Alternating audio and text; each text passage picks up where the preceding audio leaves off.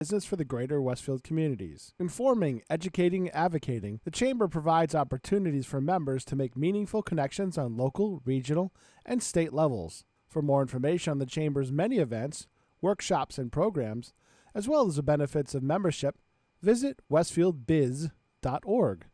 The Chamber focuses on the most important economy, yours.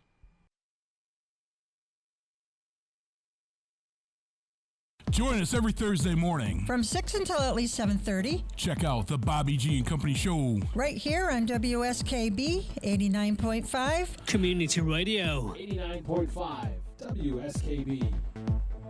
Live from Studio 120 at Westfield Technical Academy, this is WCPC Channel 15 at 89.5 FM WSKB Westfield.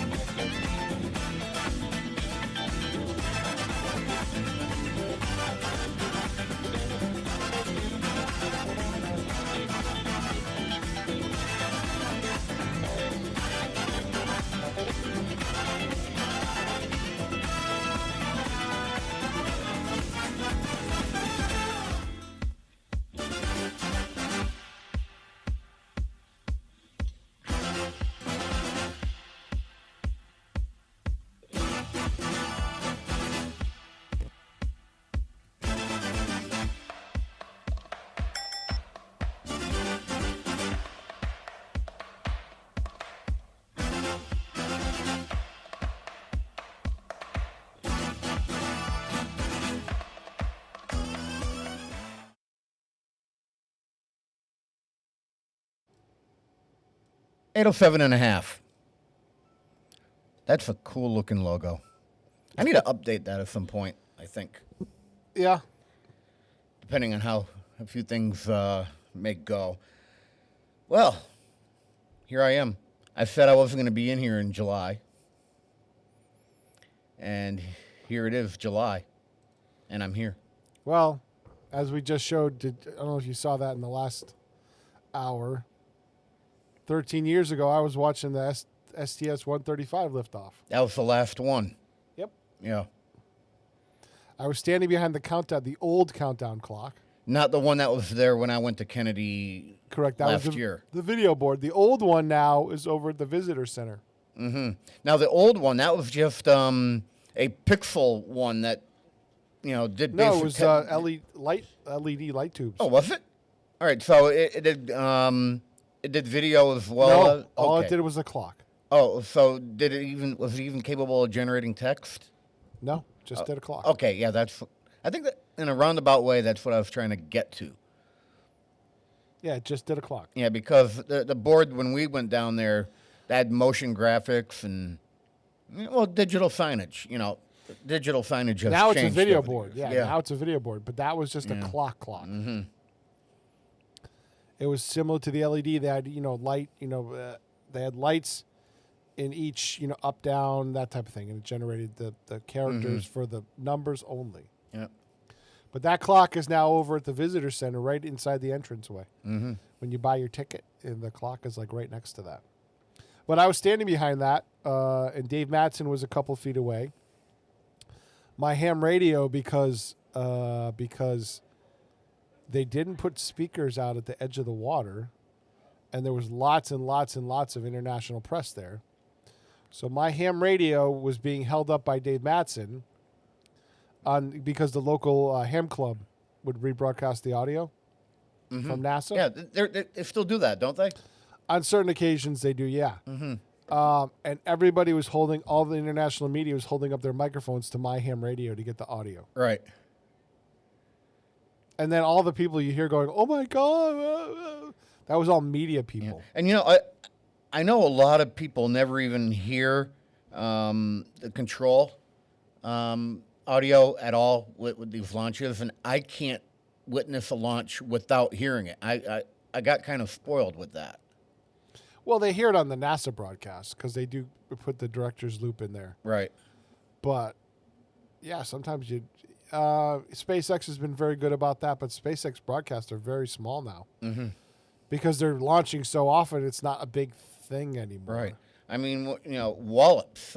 We always got the audio when we were at Wallops with that launch, and I think because right at the beginning when I started going to Wallops and they had that live feed, I think that's what did it for me. I have to have that feed now on at any launch. And how are we getting that audio when we weren't actually at Wallops? Was that a dial-in? Was that a? We're getting off the video feed. Oh, okay. But that's usually delayed by several seconds. Mm-hmm. Yeah. It's been a while since we've done a launch. I feel like I'm due. Yeah, it's been a couple of years. Yeah. Yeah. Well, Artemis was the last one, right? I believe so, yeah. Yeah. Well, the economy went to crap after that, so, it's a little tighter on the old pocketbook. Yeah.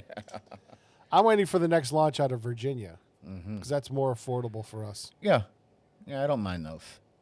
Yeah, I'd like to get back to Kennedy at some point, though. I really like that facility. It's going to go in a minute. 1 second. That's handheld right now. 20. Yeah. Why don't you get a tripod, pal? Well, I was kind of doing other things at that point, and my primary job wasn't to video it; it was just to watch it. So I was kind of doing half watching, half videoing. Yeah. Engine start. There it is going. It's going. Look at that.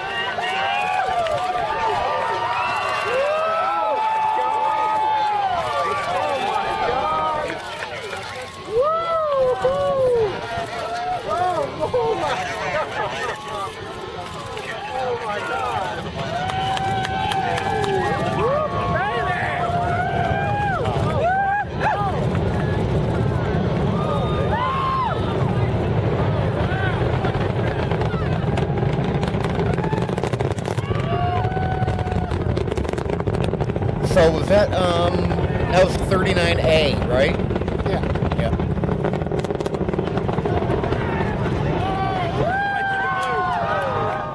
So I don't remember the trees being in the way when we were down there for 39A. Was that taken from a different vantage point? Right behind the countdown clock. No, we were watching 39B. Oh, okay. Okay. 39A now is occupied by SpaceX. SpaceX. Okay. All right, that's why 39A was in my head because of SpaceX. But okay, so Artemis was 39B. Yes. Okay, that's why the look was a little different. Okay. Yeah, it's a different pad. All right. Yeah. So yeah, why am I here today? I don't know. Why are the hell I thought we had other stuff to do today. Yeah. Oh, we do, but that'll be airing tomorrow. We do. Gosh darn it. For some reason, there's people who have allowed me to get into everyone's ear hole for the last 10 years. Whose fault is that?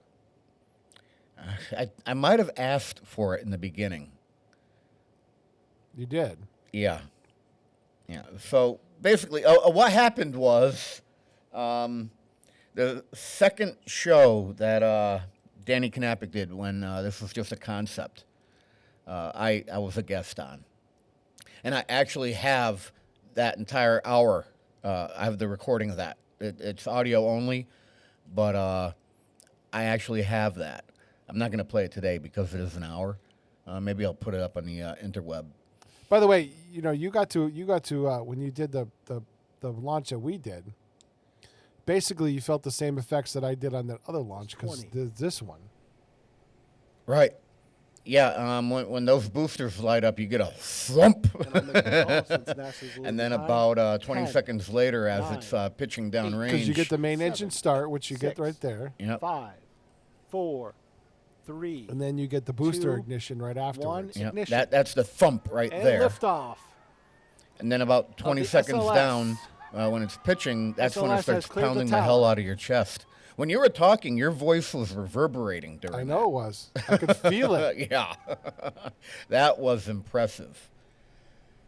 And that was miles and miles and Hell of a miles show away. here in person and it was, as SLS pitches downrange.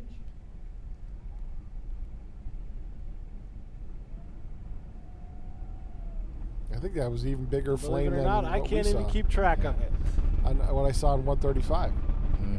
It's actually a bigger. There was actually the segment boosters are even bigger.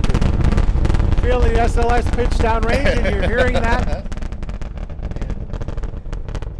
as it pitches downrange. Quite the show here for SLS. night launches are pretty, but after a few seconds, all you see is a little glowing They're dot. hard To to the track, first cloud too. layer. Yeah. Yeah. You know, at first I like the night launches better, but you know, after doing a few of them, Yep. I like the daytime launches because you can actually follow the vehicle a little longer. Personally, I was incredibly happy that I got to see the final shuttle liftoff and the first return manned spaceflight with DM1. Yep, that was yeah. We weren't at Kennedy for that one, but Correct. we were in Florida. Right, we did Yeah. cover that as well. And then I got to see the first Artemis liftoff, the true Artemis liftoff. I mean, there was the capsule test that rode on a Delta IV Heavy, but yeah, then I got to see the first actual true Artemis launch. Yeah, yeah, and I saw two of those three you mentioned, which Yep. you know that's part of history.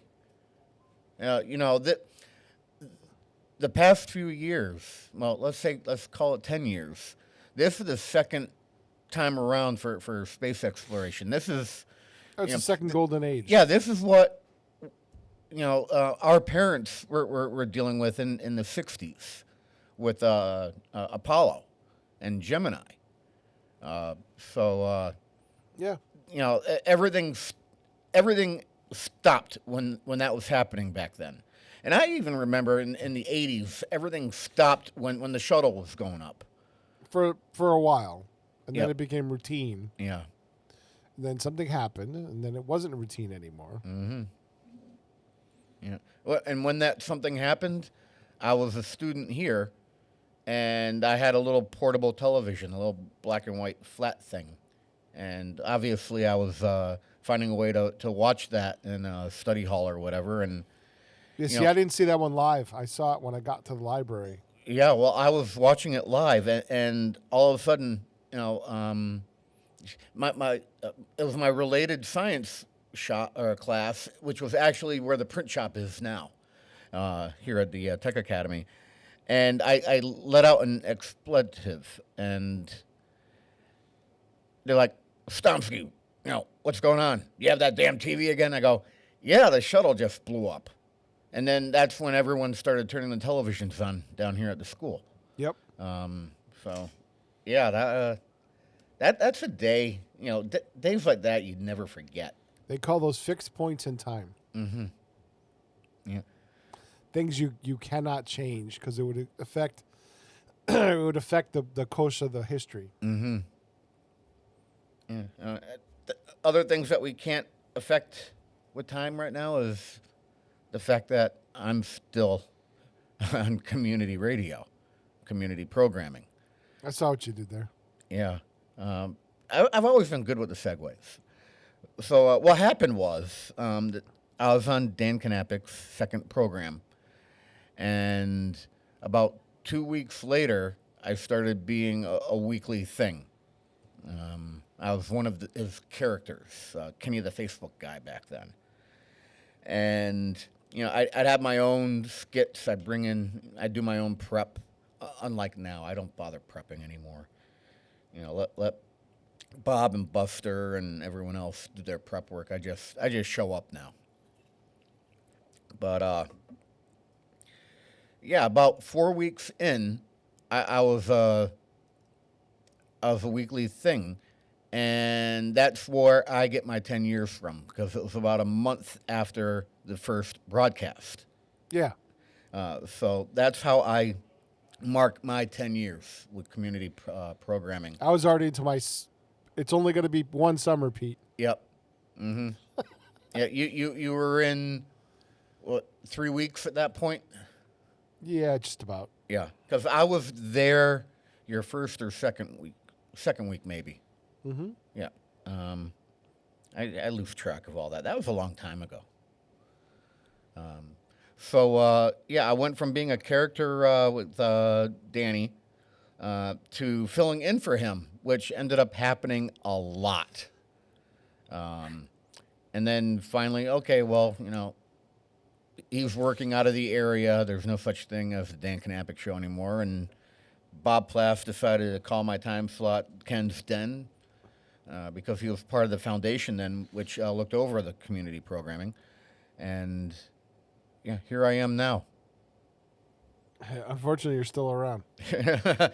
People either love me or hate me. There is no in between. I'm almost like Howard Stern. People love to hate me. Some things I might say aren't always popular, but it's what's on my mind. I'm known to not dance around something when I give my opinion. And now and then that makes me unpopular. Well, so be it. I can handle it. I'm a big boy. But Howard Stern deals with the two. So I guess I'm the prince of. It used to be when I was writing for the paper. I did special articles. So I did that. I was on 15. I was doing this. I was running a Facebook group. I was the prince of all media in Westfield. Oh, God. I had that title, the prince of all media. But now I just, most of the time I'm behind the camera instead of front of it. Yeah. Yeah. That's where I excel. Yeah. Speaking of behind the camera, I have a bunch of clips today where I'm actually in front of the camera. And when I was compiling them, I'm looking at them, I'm like, son of a gun, was I heavy back then. Because I'm looking at the monitor in here now. I'm still losing weight. Don't rub it in. Yeah. Even this past weekend, I worked. I did 2 shows with Jay. Each day, I lost 2 pounds in sweat. So I'm actually below the goal I set for myself. I started at 287 in September, and I'm below 225 now. So I'm looking at the monitor here. I'm seeing it in my face and how the shirt is fitting. And I'm looking at these old videos. I'm like, wow, what a change. And I can tell you, I feel different. I feel healthier. My sugar's better. My blood pressure is better. I kind of wish this happened years ago, but here I am. You're never too old. It's never too late to make a change. One thing that kind of stuck with me with broadcasting was the rant, and I like to call it the morning monologue. And as of late, I just haven't had it in me to do much writing because I've been writing these now for, at this point, 9.5 years. And when we were in the beginnings, we were posting things to Vimeo, and unfortunately, we lost that account and a lot of our old programming as well. Something in the back of my mind said, you know what, Kenny, try to archive some of this stuff. So I ended up archiving some of that while it was still up, and that's how I ended up with some of these clips. But 2015, I see the date on this one. This is my very first rant, my first monologue. And if you want to switch me over, we'll get it started.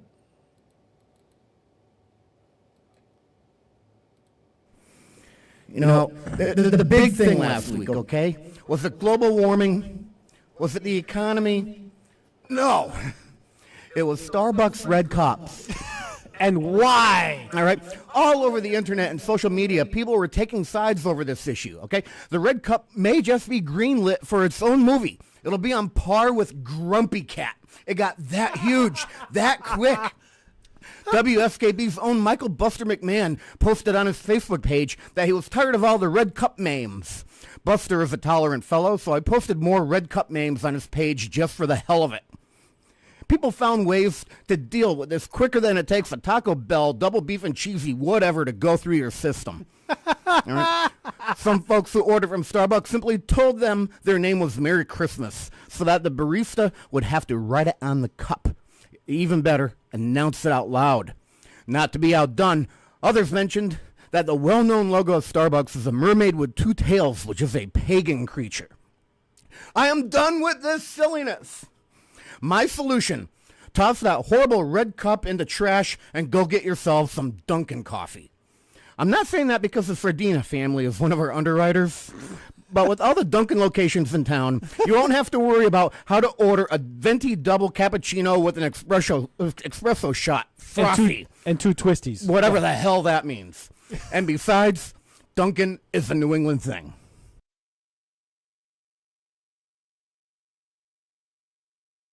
Okay, so bounce back over to that still image for a second, Pete. All right, so you can tell how old this is because obviously we're in the studio up at the college, but down in the lower left-hand corner, we have the Atomic Radio logo. Yeah. So, That was my streaming at the time. Yeah. I just noticed that during the playback. So thought I'd mention that. Kind of give you some props. Yep. Yeah. So Atomic Radio was actually your little online radio station that you did. Yep. AtomicRadio.us. I had a couple of DJs in the area that did it, and so I had a platform to get us streaming right off the bat. Right. Do you still have that URL? Nope. Oh, okay. Nope. I don't have time for that. Ain't nobody got time for that.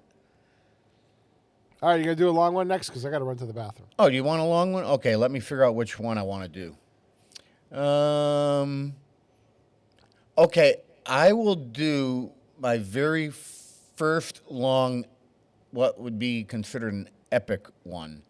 Matter of fact, years later, on Facebook, I still get Technicolor Yawn mentions. Oh, no. Yeah, so it's that one. So, you know you have about 4 minutes here. So I don't have the year or the date on this one. Okay, length, 7 minutes. You want me to run this one? I'll run this one from here. It's the road trip one. Road trip. Yeah, you know, matter of fact, now that you have them all loaded up, why don't I just call out which one I want to have played? I'll have you play it. That way there I can keep my other stuff on top here. Okay, so we'll run the road trip one. Yeah, run the road trip, and this is the first long mega monologue, and this is what happens when Kenny and Pete go on the road.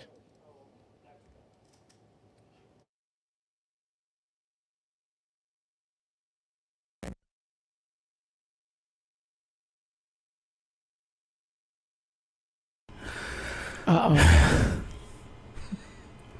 You know what, Pete? What's going on, Ken? You love to drive instead of fly. Yes. I'm wondering if our road trip will change your thinking. For the second year in a row, I was your co-pilot for an 8-hour drive down to the Old Dominion. As quickly as Rusty or Audrey could say, "Are we there yet?" I was already messing with the climate control settings in Pete's Hyundai, because even though Pete was wrapped up tight, I didn't have any other layers to remove. I was getting ready to sweat like a resident of a house of ill repute sitting in church. There are all types of antics that can happen on a road trip. Mm-hmm. This is one of the many reasons I prefer to fly. Take, for instance, that the passenger side window does not go down in Pete's car. Bear in mind, I am said passenger.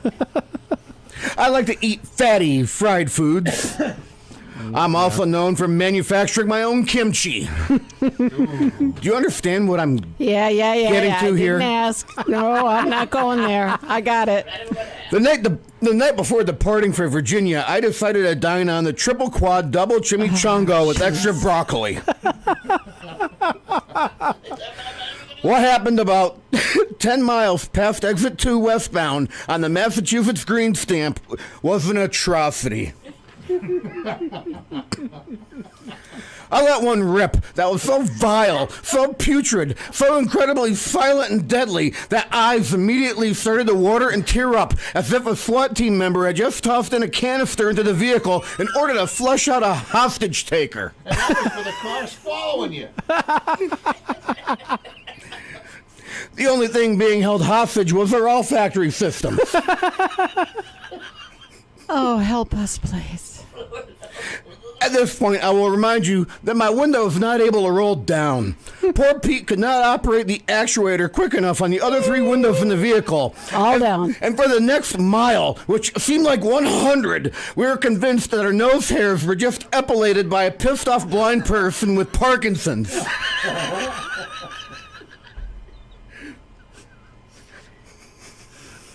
I think we need to play a spot now. Step away from the mic. Aunt Edna didn't take a dirt nap in the back of this updated American road truckster, but entertaining incidents would certainly occur. Not too long after we stopped at a choke and puke to get a pound of ground round to put down, the pilot's performance started to go from satisfactory to an unsatisfactory rating. Something didn't seem right.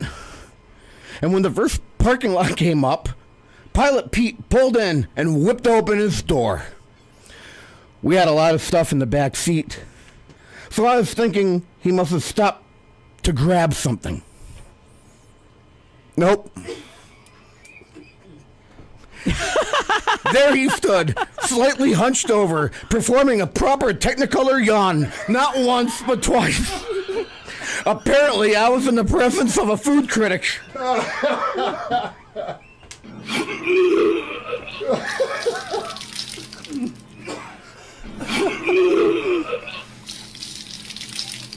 These were really powerful actions.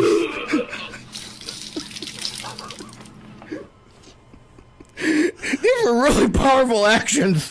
By the sounds old Pete was making, I was expecting his socks to go hurling past the empty handicap spaces in this desolate parking lot.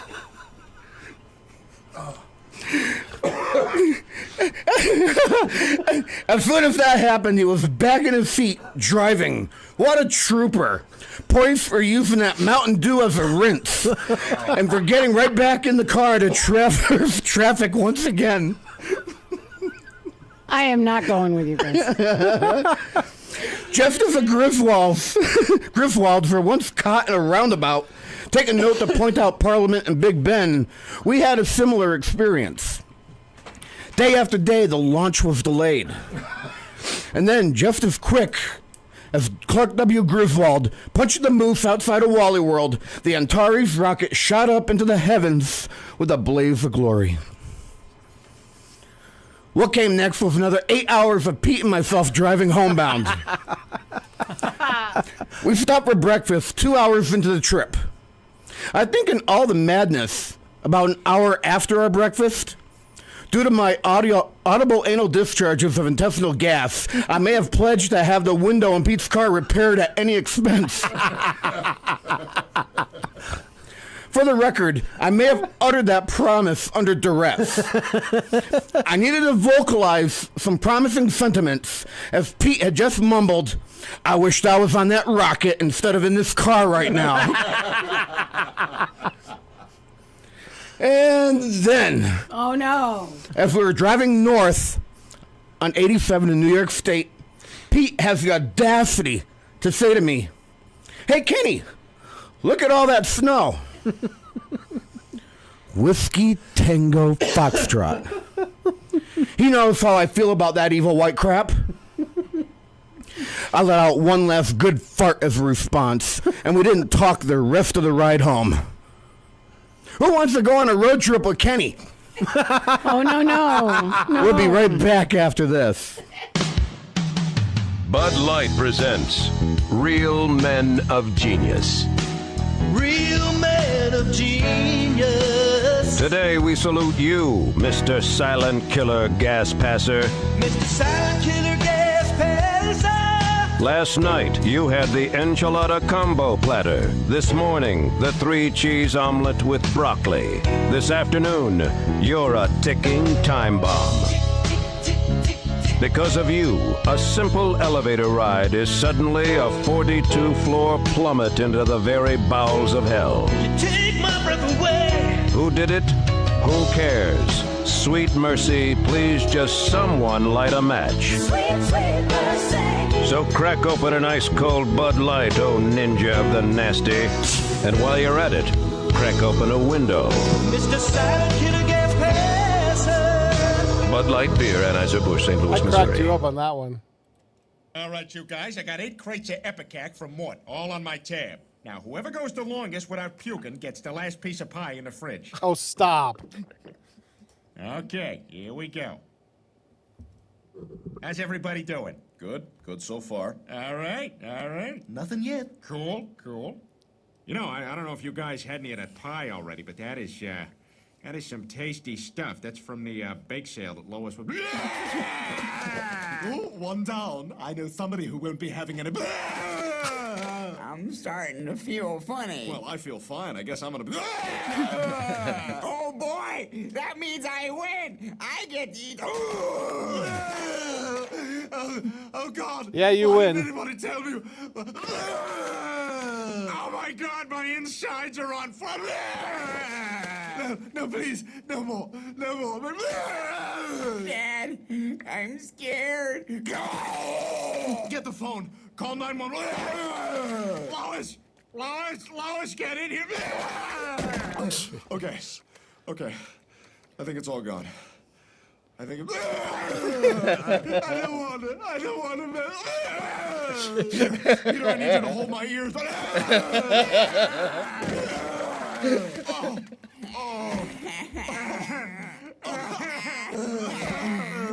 Who wants chowder?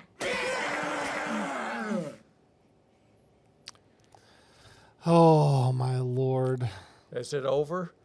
Yeah, it's finally over. Finally over. Yeah, Oh. yeah. I gotta get back to running those little skits when we come back. And you know, I haven't been running them because I haven't been taking breaks.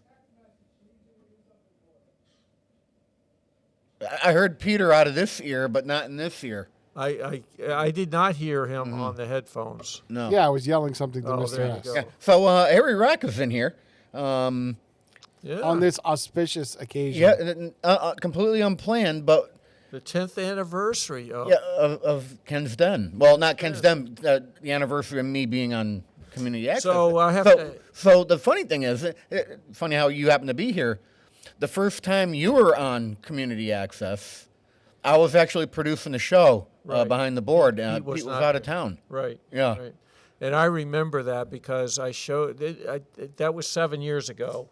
It was 7 years ago this past March. All right. So it's been a chunk of time now. It's amazing how long it's gone.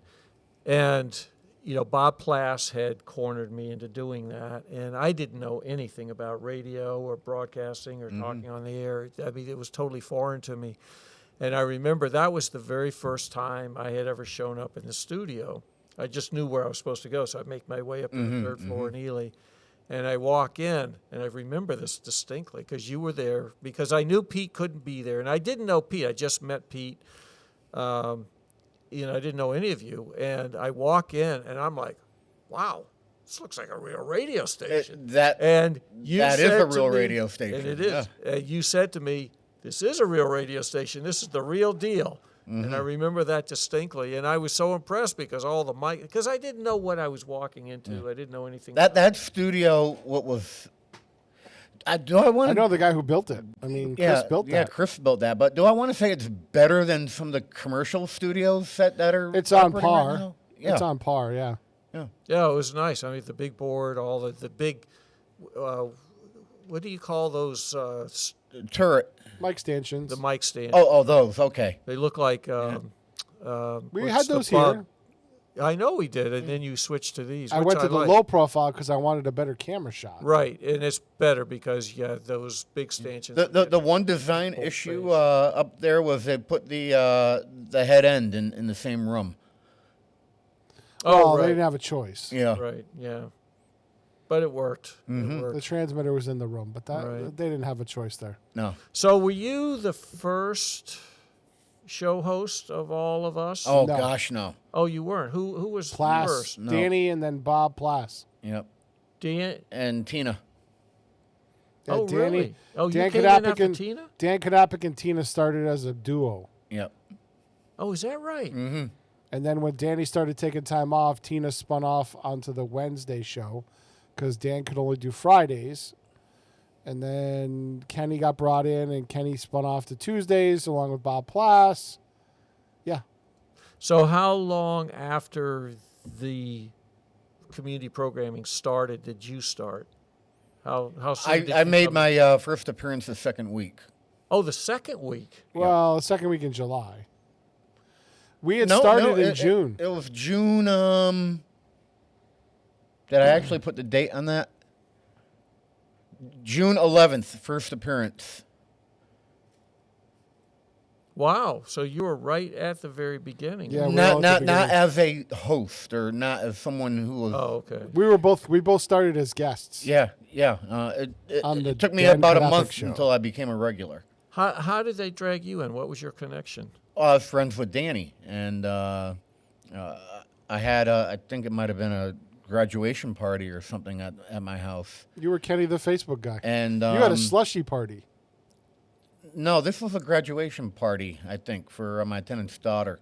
Oh. And Danny was like, he knew I was radio in the past, for late 80s. He's like, hey, look, we're going to try doing this thing. Why don't you come in? Oh, so I'm like, oh, all right, I'll show up. So I'm the only one who probably, as a guest or someone walking into that studio that Pete dealt with, where I walk in with my own set of headphones and I have both a 1/4-inch and an 1/8-inch plug. I'm like, where do I go? Because you know what to do. It wasn't foreign to me. Right. Yeah. Right. Wow. And so then it just took off. You found a It happened, yeah. Right. Oh my God, that's so cool. Yeah, it's interesting to hear people's stories and stuff. So you mentioned that you were involved in radio before that. What was that? When were you involved in radio? College radio, even though I didn't go to college. Oh, really? Yeah. Up here? Holyoke. At Holyoke Community? Yeah. I had a friend going there, and he had a morning slot. So once a week I did a morning drive. and I kind of took the show away from him. Yeah, every week I did a morning broadcast. It was actually throughout the summer.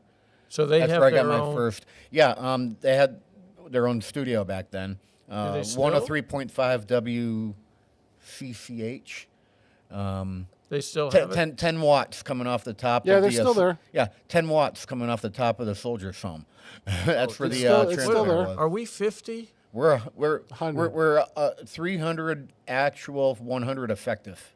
Yeah, 100 watt. Yeah. I am impressed how far, because I listen to this obviously when I'm driving around.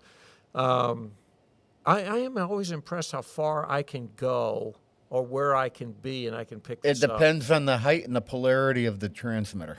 Yeah, but it's amazing how far away you can be. Certainly, Mm-hmm.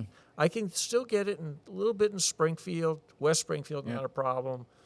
Agawam, I know it skips. top of I know it Montgomery skips to Mountain. Ludlow. Yeah. Yeah.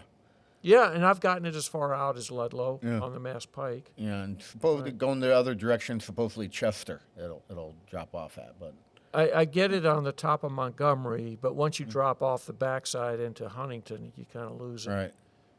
It gets real sketchy, Mm-hmm. but it's amazing. This has been such a cool thing, and I was talking. Who was I just talking to about this? I forget. It was one of our elected officials just recently. It had to be during the July 4th parades because I hosted both of those, and I did the Hamden Ponds with Pete. But I was saying what an important service WCPC Westfield Cable Channel 15 and WSKB 89.5 FM provides to our community from the standpoint of information, updates. And obviously, he's talking about all the other programs but mine.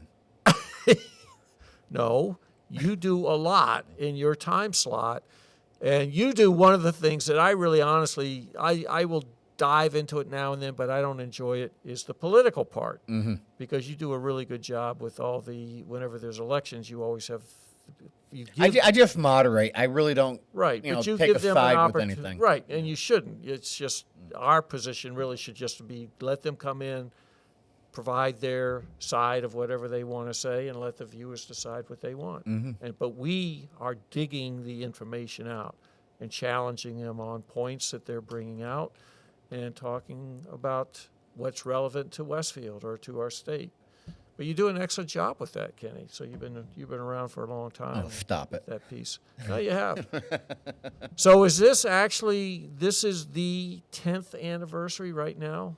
Is July? As I was saying in the first segment, I started to become a regular about a month into my first visit. Wow. So that puts me right about here. So that's why I'm doing the 10-year thing. So I have to ask you, one of the things that you're known for are your rants. Mm-hmm. Where do you get, and how soon did you start doing those? Was that automatic, or did that take a while to evolve? 2015, I started doing them. And what year did you start doing this? 2014. Oh, so a year later you started getting into them. And where did that idea come from? And where do you get your inspiration for your ideas? I originally wanted to do like a late night variety show format. So, Johnny Carson would come up and do a little skit at the beginning. Well, that's where I wanted to head. And then, all of a sudden it just turned into me bitching about something. Well, there's that. Yeah. That the inspiration can be tough because it's writing, and now and then you get in a writer's block. The past couple months, I just haven't really felt it. But we would I'd experience something, and I'd start making notes, and Pete would see me starting to type something into the phone so I don't forget it. And on long trips, Pete would actually throw some things out that I could use for inspiration for writing things. And what I think the listener or the viewers and listeners should understand is that this isn't off the cuff. These are ideas that you've already had. You've worked out what you want to say. You've really thought about what you want to say. And it's pretty well scripted. You may embellish a lot, but it's not like just walking in and saying, well, what do I want to talk about today? These are well thought out.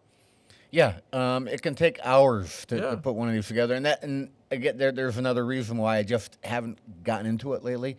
I started playing around with ChatGPT for some of these. In the last 4 or 5, I've used the AI to get me started. Oh, 'Cause really? I will put I'll write instructions. I want a late night television style monologue talking about X. I want to make sure I mention Y and Z, and the points 1, 2, and 3 need to be made. And ChatGPT will write you a monologue, and then I'll take it and then I'll work it. Is that right? Oh yeah, How quickly?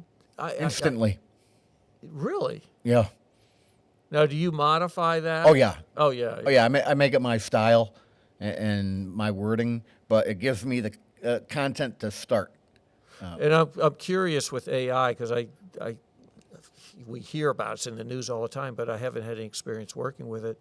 How close to your instructions does it produce what you're looking for? It can be hit or miss. Okay. It's usually right there. One thing I like doing is I like to mess around with it. So I'll go on to ChatGPT and I'll say, write a recipe or create a recipe using the following ingredients. And I'll just throw weird stuff out, pickles, chicken, ketchup, potato chips, and, Right. just things that don't belong with each other. Oh, yeah, throw some tuna in with that as well, right? and instantly it'll create a recipe. Oh, wow. And if you don't like it, I don't think I'm going to like that. Give me another one. And it'll give you a completely different recipe using the same ingredients. A perfect lead in, and it just generated a question for me. So one of the things that surprised me about you, and 2 years ago I got asked to join the school and you and Pete when the culinary program was doing the, what's the program that their chef challenge, what do they call that? Chef Showdown. Chef Showdown, thank you. And what I learned, and I was shocked, was what a foodie you are, how well versed you are in taste and texture and presentation. You were shockingly impressive. Yeah, apparently not impressive enough because the kids didn't think I knew what I was talking about. What? Yeah, that was the first and only year that I've been a judge on that. Is that right? Yeah. I supposedly don't know what I'm talking about.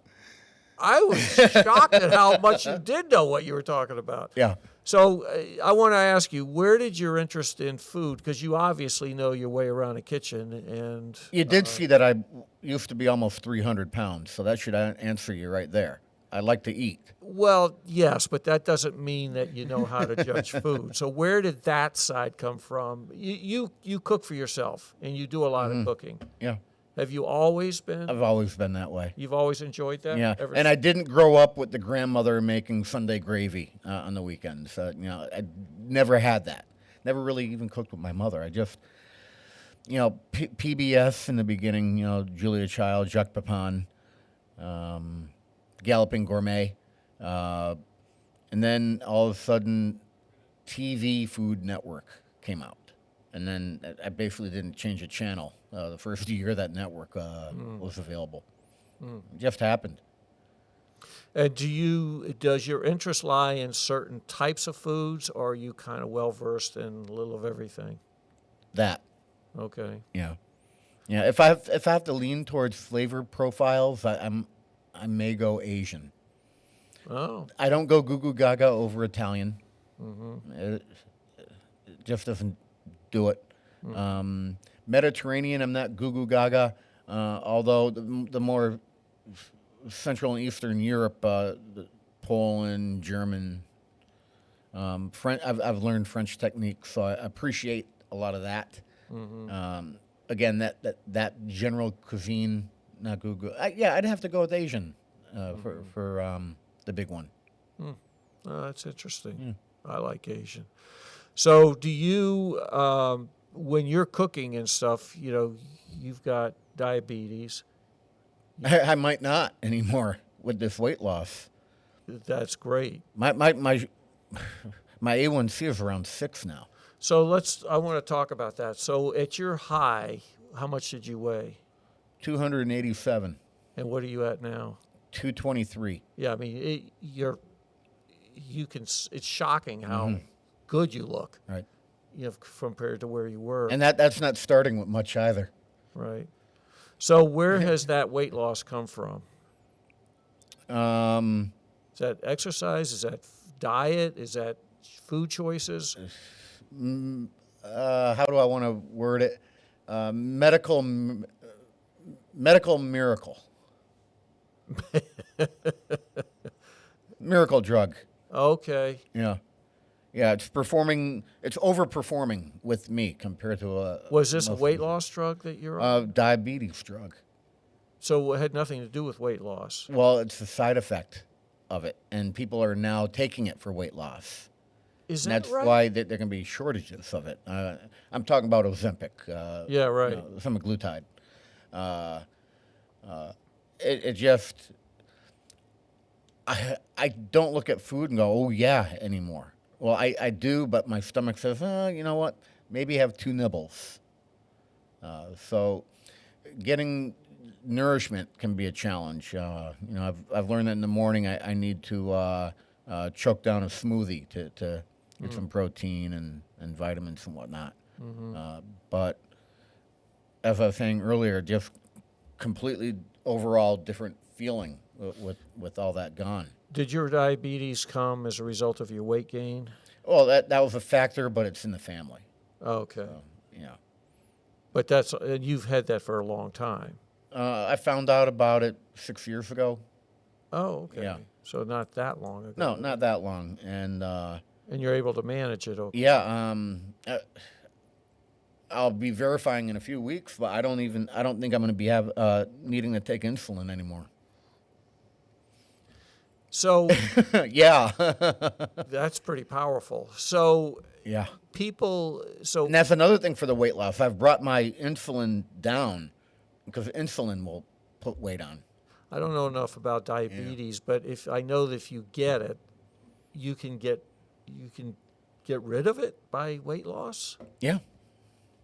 So it's not once you've got it forever. From what I understand, you always have it, but it's not always going to be chronic. It's not going to be an issue. So like me, my A1C is around 6 now, which, do I want to see 4.5? I'd love to, and I might be on the way there. It's a slow process. Yeah, that's interesting. Yeah. Well, you look great, I got to tell you, and you got to feel much better having lost that amount of weight. That's impressive. Yeah. And I was always one to chug through an entire day without stopping, and I do that now, and I still have energy. I don't kill myself.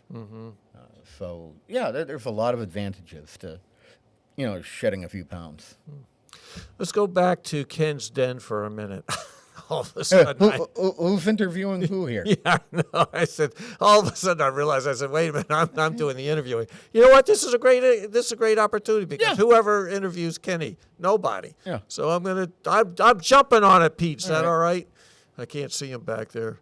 I'm just listening. I know. You know what I miss? I used to have this little slot between the big monitor that people can't see, but that we look at to know what we're looking at, and then there's camera 3, I guess. I'm getting older, though. I like the big monitors. I know, but I used to have this slot where I could see what was going on.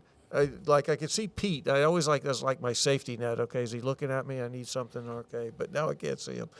So let's see. I did have a question for you. I want to talk about Ken's Den for a minute. So, talking about Ken's Den, it's a 2-hour show. Was it always 2 hours? Yeah. And how has the show evolved in 10 years? It's gone downhill big time. Yeah, probably. All of us do that. But no, really, seriously, how has it evolved from what you were doing initially to what you do now? And did that? I've learned how to come close to that little gray line that you walk. Okay. All right. I obviously knew about the FCC decency guidelines and regulations, but at the same time, I also understand that this isn't commercial radio; it's community access. So that's a little different too. So I've learned what I can say, what I can or can't do, and I've learned to teeter right there. Well, you're known for your edginess. Yeah. You are on the edge. You want to talk about edginess? Hey, Pete, this one isn't too long, and I don't think I'm going to play that long thing at the top of the hour. We're already there, and I've got other things to play. But while Harry's still here, we're talking about edgy, right? Let's run the Ken's Den Rectify Holistic segment. Live from Studio 120 at Westfield Technical Academy, this is WCPC Channel 15 and 89.5 FM, WSKB Westfield. Don't miss the next episode of Serious Cougar. Eunice goes on a bender with a pool boy and breaks her hip. If women in their 20s don't know their ass from their elbow, and women in their 50s know what they like, imagine being with an experienced, pleasure-loving octogenarian wrestling with dementia and horniness. The show that hits below the belt, just like her breasts. Serious Cougar, Wednesday nights at 9 on Weasel. Hey, Kenny, you have to write some of these on your own, and have Adam Wright voice them for you. Oh, you could have a career. Oh my God, yes. Yeah. That's the first time you heard that one, huh? Yes, I have. Is that a real program? WCPC brought to you by Serious Cougar, and you can see that on the Weasel TV network. I'm offended. Well, Family Guy is an all. What is it? That's not a Family Guy thing. Oh, that's not a Family Guy? No. What is that? Ken goes and finds these things on his own. My word. Well, that's an all-opportunity offender. That's yeah, good one. You haven't figured this out by now? That's actually a GTA. Grand Theft Auto? Yeah. Yeah. What is that, a movie? It's a video game. Oh, wow. Bob, look at what we're learning today. I'm telling you. And you know, Bob, we are, in fact, still underwritten by Rectify Holistic, too. Rectify Holistic. Yes. Don't bring up the bleach. Huh? What? Huh? You already forgot?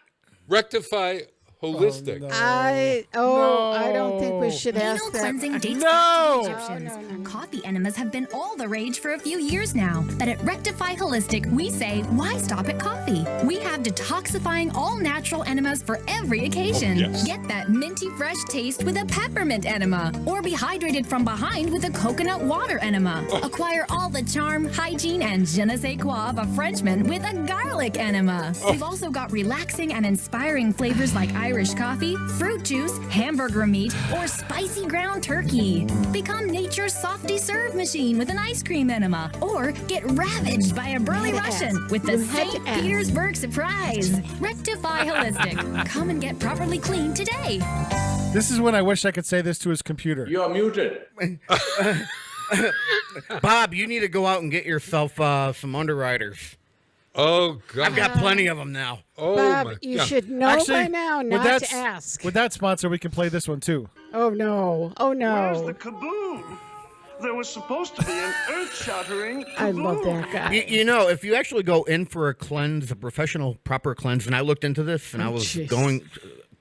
Are there places you can go? And then I found out my insurance wouldn't cover it, and I'd have to... And it's not cheap, either.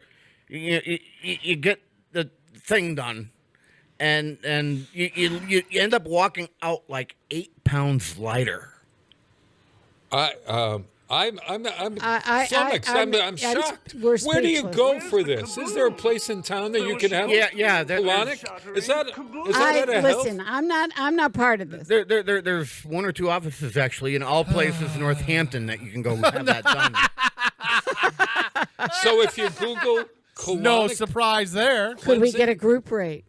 Oh my gosh! But do we all do it at the same time in the same room?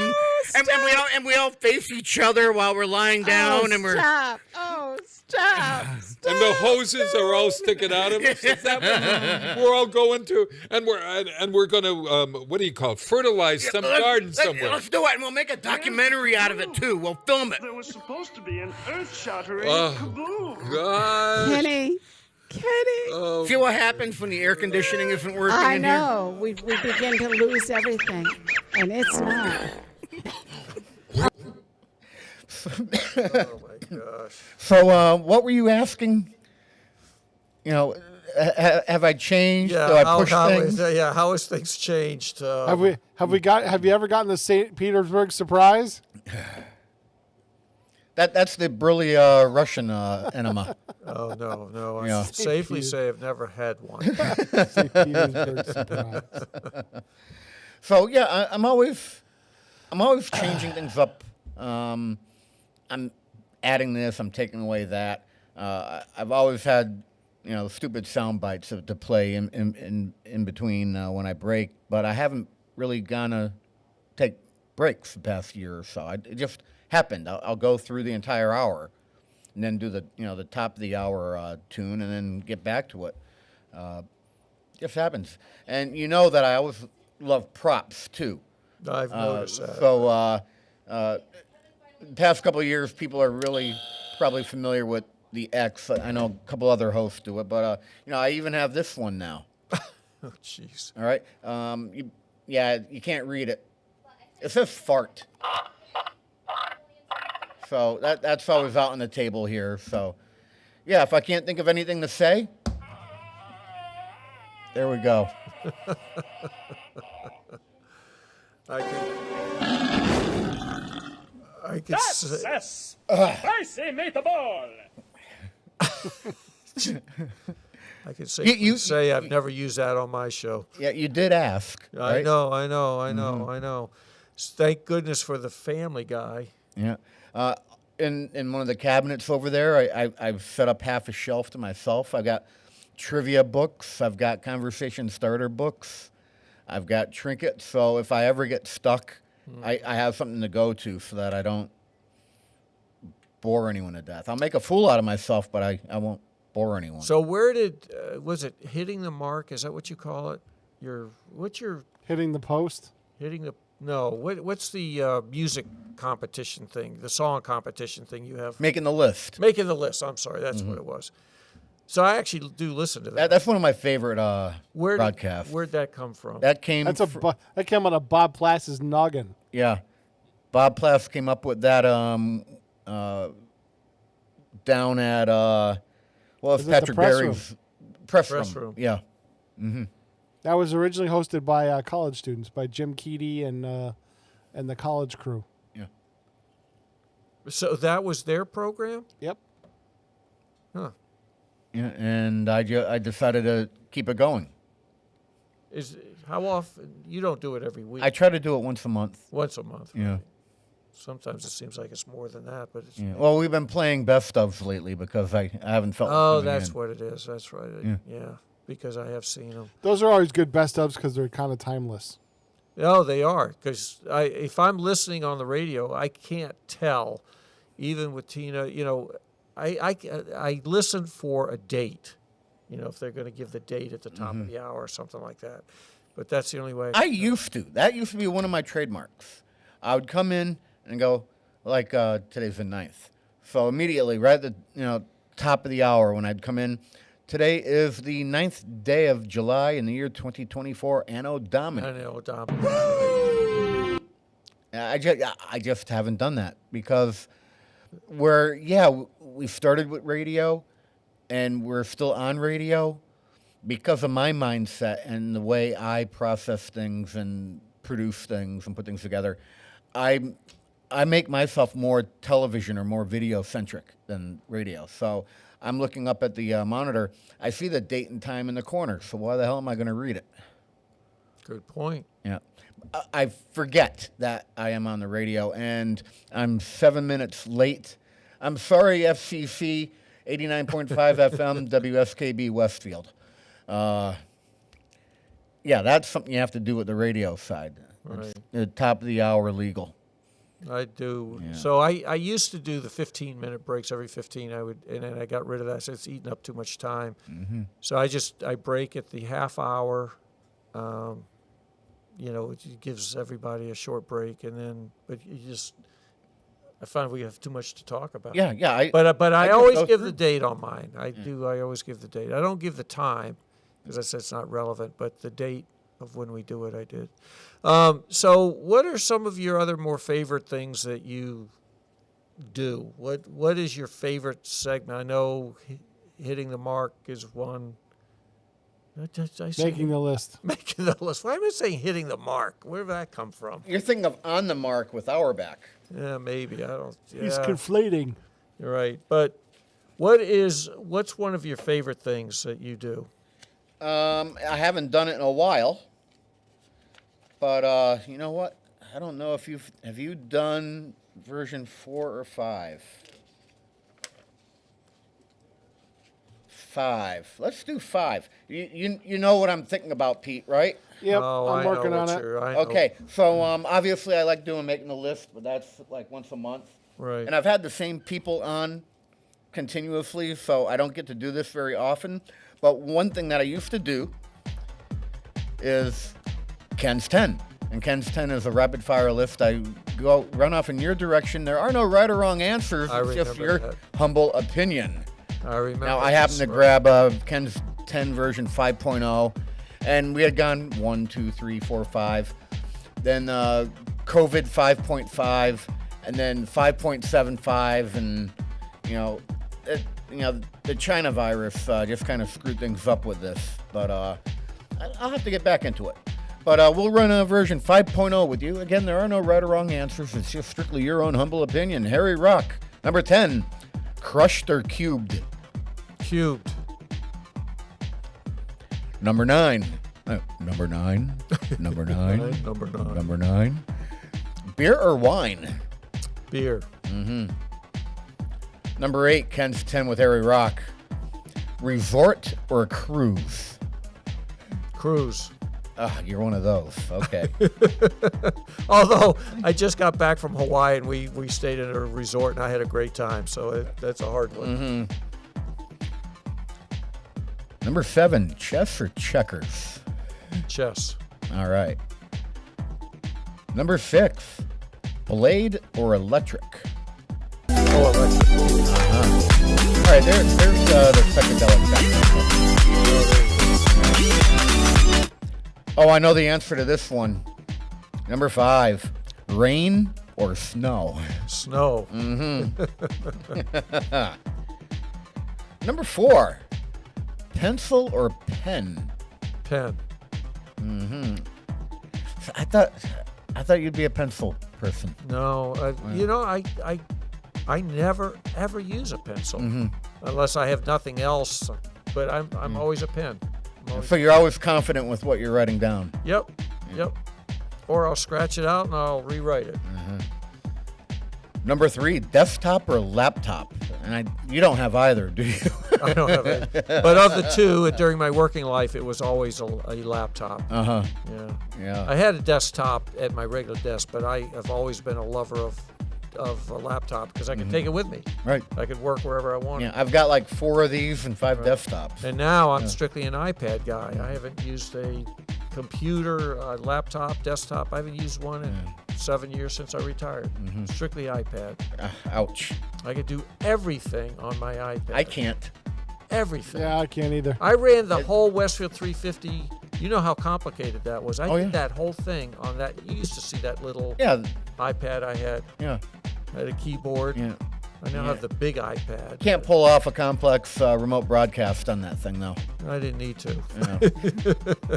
Number 2, spaghetti or fettuccine? Spaghetti. That goes back to the whole Italian thing. It's meh. Yeah, right. All the same. And number 1, Ken's 10 with Harry Rock. Swing or seesaw? Swing. I'm there too. And that's Ken's 10 version. You know, I remember you doing those, and I have done that with you in the past, and I'd forgotten about that. You know, it's fun. It breaks things up a little bit, and you get to learn something. Where do you make those? Did you? Oh yeah, Did you made that's those my own work. Yeah. Yeah. Was You it know, your own idea? originally I wanted to do the David Letterman top 10 type thing, but I have to be even more creative and come up with something every week. Oh yeah, Letterman was great with that. And that Ken's 10 evolved from that. So there's that segment. Do people ever struggle with those questions at times? Sometimes. Do they? Yeah. We tell them don't think too much. Yeah. No, this. Yeah, and sometimes I throw a curve in there. I'm like, okay. Ginger or Marianne? Yeah, Ginger or Marianne was a big one. Oh yeah. All right. Yeah, those would be tough. Yeah. King or clown? And you're trying to figure out what the hell I'm talking about. Yes. McDonald's or Burger King? Yeah. Oh. Mm-hmm. Oh. King or clown. Oh, God. here's another one that sparked a lot of conversation. Cold cut grinder, heated or not? Heated. That's true. Yeah. Yeah. I like them heated, toasted. Yeah, Apparently that's like a New England that's a New England thing because everywhere else I go, there's some steam what's that grocery chain down south I like? Not H-E-B, Publix. Publix, yeah. Yeah, they'll heat their subs now, which, man, I wish there was a Publix around here because they make some of the best sandwiches. Yeah, I'm not familiar with them. They're strictly Southern. Yeah, Southern grocery chain. All right. Yeah. Wow. You know, it's like I wish we had. I personally think H-E-B is better, but the I didn't take you to a the- real the- H-E-B. The actual market, I liked H-E-B better because we went there. The one outside of South Padre Island. Yeah. We went to an H-E-B there, and I loved it. But I think the actual deli end and the sandwich and all that, I think Publix has them beat. So I have a but question. now Market Basket is another one. Oh, Market Basket. That's more east and north, Mm-hmm. and I tell you they'll run circles around any market that we have around here. All right, so going off that same theme that we just did, hoagie, sub, or grinder? Grinder. Yeah, around here it's a grinder. If not a grinder, it's a grinder. Grinder? Grinder. Oh, I just know it as a grinder. Yeah. But that's how you've always known it as a grinder. That's what I grew up around. Yeah. Right. But anywhere else I go, it's typically a sub. West Coast, the Italian cold cut that we're familiar with, it's either called Italian cold cut or torpedo. Oh, really? Yeah, I run into torpedo out there. I've never heard hoagie is more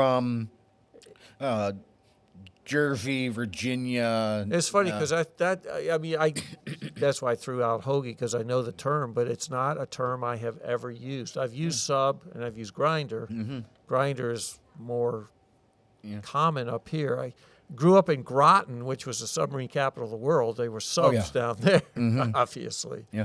I was at a convention 25, 30 years ago, and it was in this area, but people from all over the country were in attendance.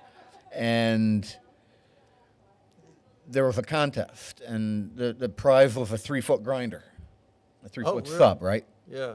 So this person, they're from California or Washington State, Oregon, somewhere out there, and they won. And they started freaking out. They're like, how the heck am I going to get this machine back home? No. It's a sandwich. Oh, okay. That's funny. All right. Yeah, bubbler or water fountain? Water fountain. Uh-huh. Yeah. I'm familiar with bubbler. I don't call it a bubbler. Why is it a bubbler? It's a water fountain. The water comes out like this. The water bubbles as it comes out. No, it's a stream of water that comes out. Now, if you had the big jug on top and you hit the little thing and it that's a bubbler. But a water fountain where you push the button and all of a sudden the stream comes up, that's not a bubbler, that's a water fountain. It's a fountain of water coming out. You know, there's areas in this country where Coke just means soda. Yeah. how would they refer to that? They would say they refer to a soft drink as Coke. Any kind of soft drink is Coke? Yeah. Well, that's a I ran into that in my travels. You know, it's funny, when I grew up as a kid, I grew up in Virginia in my early years, and down there, soda was referred to as a drink. Mm-hmm. We're going to the, I'd tell my mom, go up to the store to get a drink, which Right. would be root beer or soft or orange. Yeah, I've been to places in this country where it's referred to as pop. Yes, pop. That's a I think that's a Midwest kind of thing. Pop. Yeah. Here's one of my pet peeves. You have route and route. Oh. Okay. So what is underneath a tree, Harry? A root. A root. Okay. When you are on this road with the number 66 on it, what are you on? I refer to it as Route 66. But it's ROUTE. Right, route. Route. So, and I'll have this argument with everyone. And my thing is, okay, well, you have a computer router. You don't have a computer router. The machine that you put an edge on a piece of wood with. A route. Router. Right. So to that point, it's funny because I do use the term route. So it's Route 66, Route 112. So if I'm going on to my car GPS to put in an address, I have to remember it doesn't know what a route is. It's a route. Okay. So I have to say new route. Mm-hmm. If I say new route, please say that again. Yeah. It doesn't know what a route is. Mm-hmm. It knows it as a route. And you think I refer to it as a route. And you think it's a southern thing to say route in this case, but it in this case it really isn't. Right. What's on top of your house? Is that a roof or a roof? Roof. All right, roof. Yeah. I know people call it roof. Is it a chimney or a chimney? Chimney. Not a chimney? No, chimney. Right. Right. Yeah. Chimney. Do you see why school can be confusing for some people? You want to know what else is confusing? The world of travel.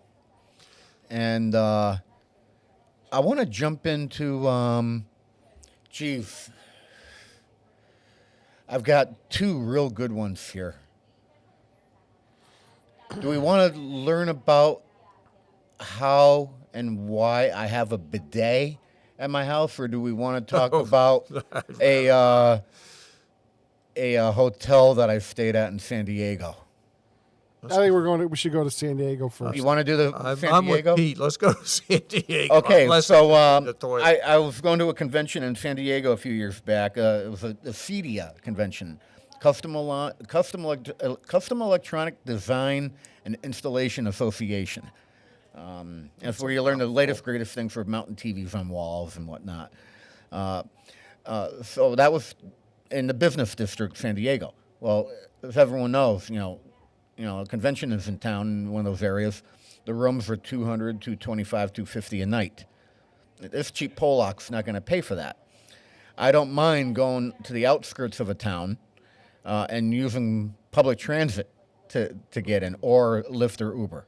I do that a lot when I have to go to Denver. I'll stay, in Cherry Creek, right outside of Denver, and take a Uber in for 15 minutes. Mm-hmm. But this was right along the lines of a light rail system. So, basically I had a trolley that I could take into town. And I ended up staying in a section of San Diego, which was kind of cool if you walk around the corner a few times to get to their downtown. I stayed in Old Town. That's where I had the most authentic Mexican food ever in my life. Now, you have to remember, this is San Diego. It's 20 miles away from Straight over the border. It's 20 miles away from Tijuana. Right. Did you check green cards? So I ended up finding myself in Old Town, San Diego, in the Easy 8 Motel. You know what, Pete? What's going on, Ken? It's no secret that I am cheap. Well, I'm frugal. All right, there's a difference. Yes. You want a woman to be impressed that you are frugal. You don't want a woman to call you cheap. Oh, no. Yes, that has happened, but that is a different show altogether. Sometimes when you travel on the frugal side, you end up with stories about where you have stayed or what you have seen. That holds true for my trek out to San Diego last week. Let me start with when I left the hotel that I stayed at.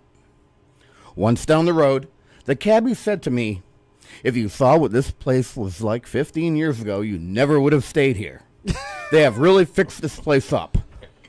I'll give you a few seconds to ponder that. I am a seasoned traveler.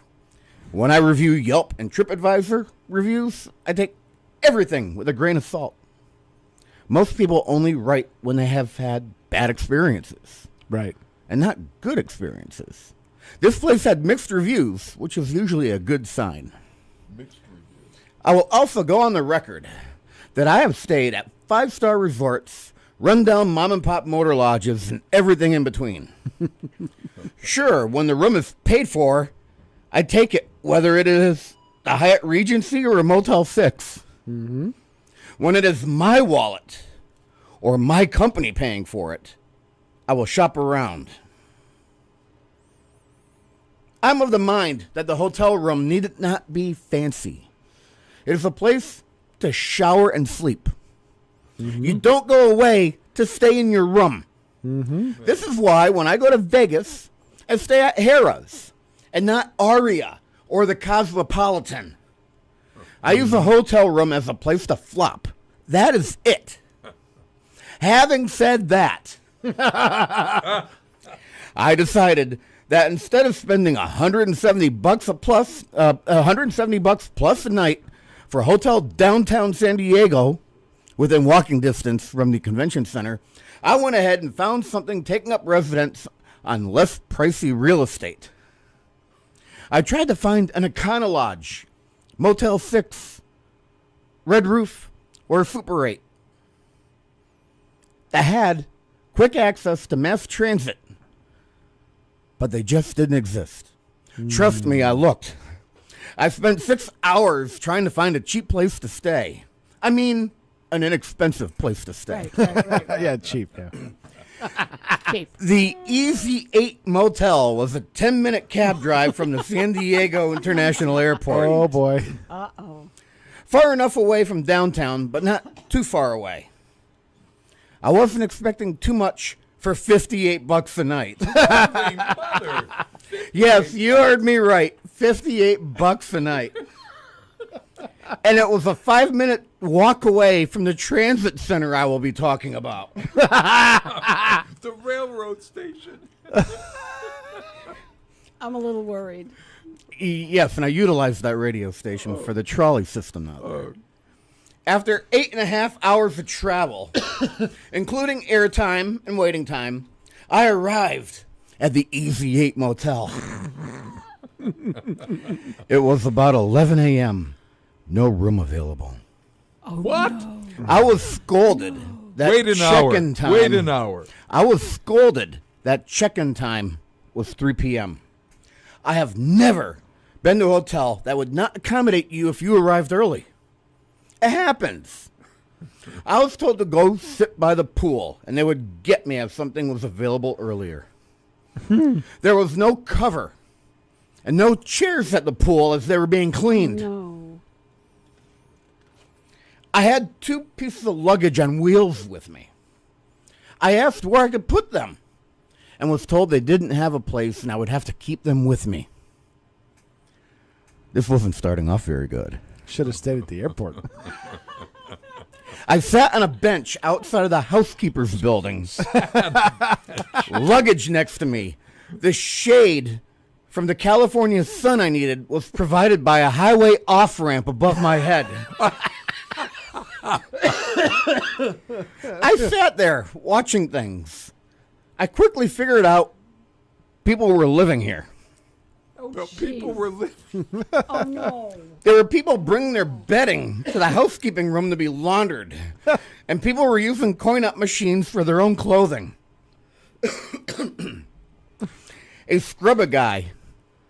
A scrubber guy. Scrubby. Oh. A scrubby guy. Oh, scrubby guy. Walked up to the ashtray near me and picked out butts with his own hand. Oh, no. I expected him to toss them out, but he put them in his shirt pocket, walked over to another ashtray, and did the same thing. He was salvaging whatever tobacco was left in them to roll his own ciggies. Oh, no. Oh my God. For a nanny state so involved with the environment, I couldn't get over all the piece of crap cars coming in and out. BMWs, Audis, Caddies, all with broken exhausts, doors held in with bungee cords, and cracked windshields. Then I realized when you don't have insurance or your car isn't registered, you are exempt from complying with the rules. Oh my God. Really? After 2 hours, some of the immigrant workers started to notice me. And by that, I mean they walked past me for 2 hours before saying, "Are you waiting for a room? We will clean one for you." Oh, no. By 1 p.m., I was checking in. 2 hours before official check-in time, I felt like an outlaw. As usual, they have you sign a form upon check-in. The usual stuff every hotel has you sign for. And then came the addendum. No plugging in hair dryers. Whiskey, Tango, Foxtrot. Are you kidding me? No plug-in hair dryers. After seeing the condition of the GFCI outlet by the sink, I understood why. Also prohibited were hooking up video games, using curling irons, cooking with a hot plate or propane, using microwaves, or plugging in anything other than charging devices. Oh, God. Part of me thinks they just didn't want the people living there racking up their electric bill. Also prohibited were guests after 8 p.m. That tells me there was a prostitution problem there. No. I didn't use the pool. I usually don't. Please, God, no. I would be afraid But to. I did use the hot tub. Oh, my worst. After the unsupervised, out of control, running, screaming, throwing school-age kids who were not in school were done in the pool area. There was a sign in the pool area. Yeah. Do not use pool if you have diarrhea. Oh, stop. Oh, or have had diarrhea in the last 14 days. Stop. Oh, what? Oh, no. Wait, 14 days? Do they have a problem here that causes dysentery? I ordered delivery from Pizza Hut one night. Oh, God. I placed the order online. Their system approved the address and accepted my order. Oh. And then the phone call. I wanted to take advantage of the 50% off online order they had been advertising. I got a call back. Uh-oh. Sorry, we do not deliver to Easy 8. Oh, no. Wow, I was pissed. And pissed due to my OCD because I had spent half an hour deciding what to order. Thank God I had packed a fifth of vodka. So I ordered from the preferred pizza shop down the road. Oh. You know, that place that had a menu in every room. After I placed my order, I was told, please wait outside your door in half an hour. You have cash, right? Oh, boy. I'll give you a second or two to digest that. The thing is, once I got the pie delivered and took it into my room, it was exactly like true Brooklyn pizza. Really? You lucked out. Pie you just can't get around here. I was shocked. It was totally delish. Worth the money. I ate that entire some bitch myself in one sitting. A lot of negative reviews online were about the noise at this place. Uh-oh. The hotel is right next to a freeway, a few ramps, and several very active train tracks. To me, those are the sound of the city. After a while, you don't even notice the train horn behind your building going off every 15 minutes. Besides, the 19-inch cathode ray television TV in my room helped to drown out some of the noise. Oh, God. I just needed to remember to turn it on 10 minutes before I wanted to watch it because it needed to warm up in order for the tuner to work properly. Yeah, but here's the dilly-dill. The coup de grace. The room, while it's extremely basic, was also clean. Really? What? No stains on the bed linen. Oh, jeez. Did you bring the black light? No bed bugs or la cucarachas. Really? The housekeeping did a great job of making my bed daily, cleaning my room, and keeping me in supply of toilet paper. There was always hot water, and the pressure coming out of the shower head was better than in most other places I stayed. I also think that the woman at check-in may have been on her last day and was copying an attitude. Of life? Because, I never saw her again. And all the other women I dealt with at the front office were decent, kind, and helpful. Oh, you caught him on a bad day. I also want to point out that bastard Albert Hammond lies. It does, in fact, rain in sunny Southern California. I've been there when it rains. It sprinkled for about half an hour on Friday night, just after I got out of the hot tub. This convention I went to has a habit of jumping around from place to place. I've been to it in Denver twice, Indianapolis, Atlanta, Dallas, and a few other places that evade my mind at this moment. They have announced it will be back in San Diego next year.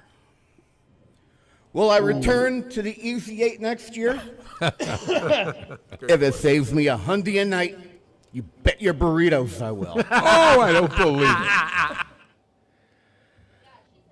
Yep. Have you ever stayed at an Easy 8? I can safely say no. All right. Not necessarily the name, but a place resembling that. No, huh? You haven't lived, man. Well, Lord. I always have my own headphones, and I'm not used to these station ones.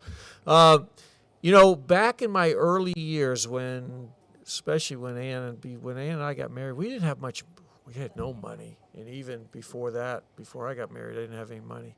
So if I had to stay in a hotel, it was in El Cheapos, like that, and that was it. And so usually there was a plastic cover on the mattress, which was a giveaway. Mm-hmm. Where am I? Yeah, Pete and I have been at some of these places. Yeah. Yeah, the last place we were at for the eclipse, was a little terrible. I actually offered to bring my UV flashlight into Pete's room so he could check it out, and he didn't want to know. Didn't want to know. Pete, you know what, Pete? I'm with you. I don't want to know. I don't want to know. I don't want to know. Yeah, Right. this place was bad. I knew it was tough enough. Yeah. I knew it was tough enough with what I could just sense on my own. Yeah. And I didn't want to know the rest. I'm with you, Pete. Because I knew what I'd find, and then I'd be like, no, now that I know. Yeah. No. Thank God it was only one night. We got into the room, different rooms, because we tried that same room thing once, and it just doesn't work with us. No. No, you gotta have your own room. Yeah. Got into the room immediately, like we don't want to hang out here right now. On the road, oh, look at this! There's a Walmart over here. I went in and got flip-flops because I refused to go in socks on the floor in this place. That's because I made the mistake of using the UV light on both the carpet and the bathroom floor. So you did use it. Oh, I used it in mine. Yeah. Yeah. It was just absolutely horrible. It wasn't a good. It was. Once in a great while, Ken strikes out, and that was a strikeout.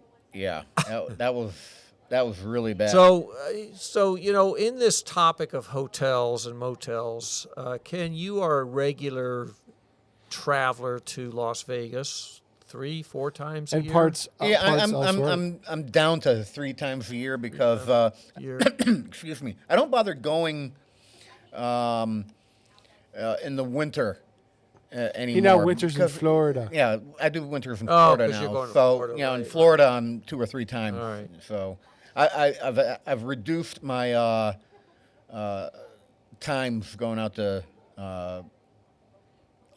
going out to Vegas. So let's talk about, you had an experience this year, I think, when you went to Florida where you struck out big time. Miami.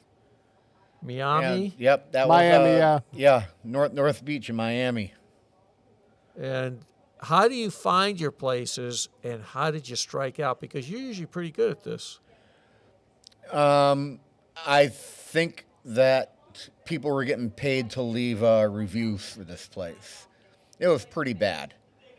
And I'm looking to see if I actually have a copy of that on... Ooh. Do I have that picture here? Can you hear them talking behind me? Oh, Should I close- absolutely. Should I close the door? Yes. I can definitely hear. Okay. All right. Yeah. So, Peter, flip over to my my feed for a quick second. All right, hold on. Let me find your feed. Yeah. Where is Kenny? I have a static photo on it right now. So, yeah. While he's looking. There we go. There you go. Oh, okay, there we go. So yeah, that's disgusting. That's the chair in the room. That's disgusting. That's like water damage. Yep. That's stains inside the toilet with the UV light. That's just everything lit up green is just that's around the base of the toilet.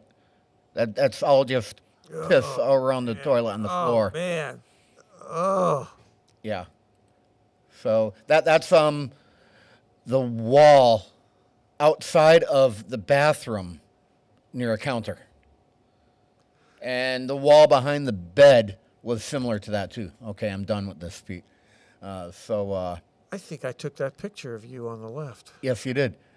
Might have taken both of them. Nope, because To look at them, but I know I took. yeah, the other one was taken by Pete in New York State. So that was the last hotel that we got stuck with, and that's the one he didn't want to. Didn't want to see what happened because I take my UV light everywhere, and I cover the bed and the bathroom before I even open up my luggage. Yeah, but so then you find all this stuff, but then what? Yeah, for another room if it's really bad. Okay. Yeah. And then hopefully that one's better. Mm-hmm. So you were asking about what happened in Miami. It was one of those places. Okay, the reviews were good. It was the overall score was higher than 50%, and it was to me a valid risk to go. So they look at this, 526 views thus far. It's only 5 minutes long, Pete. Why don't we jump over to my feed and here you'll have a better idea of what I'm talking about with we experienced Miami. at the Broadmoor Hotel in Miami Beach. First, let's look at some of the reviews. You can see there are a lot of negative reviews. The metrics we use when we look at reviews allow for a 50-50 mix of both bad and good reviews when we research where we might stay. This is because more people will leave a negative review before people will leave a view praising a property. This location was higher than 50-50 towards negative, but we ignored our gut and booked anyways. The Broadmoor in Miami Beach describes itself as a boutique hotel, but in reality, the property they are touting is dated, run down, and in our case the room had multiple safety, health, and fire hazards. After viewing this film you will wonder, like we did, how this place had an average rating of 3 out of 5.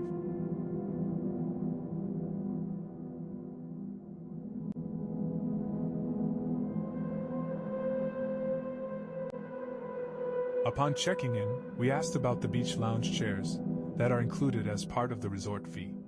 We were told that was only Thursday through Sunday, so we called up their own website on our cell phone to show them that was not specified, and their response was, "Websites are a difficult thing to deal with." After our challenge, they would not give in, and explained to us that the resort fee covered other things, such as being able to sit in their lobby.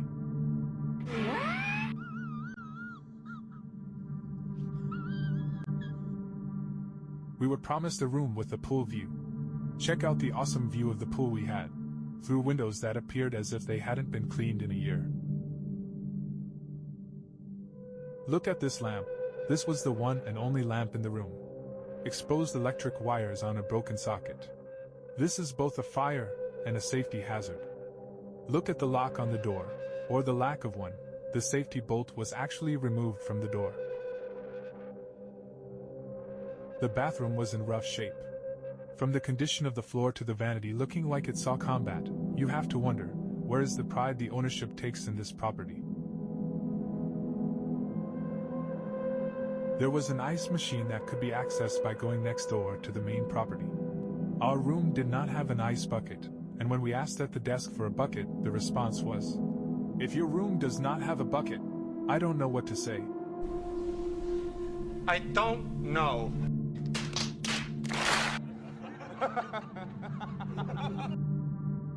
What do you do when the property can't provide an ice bucket? You use a plastic shopping bag.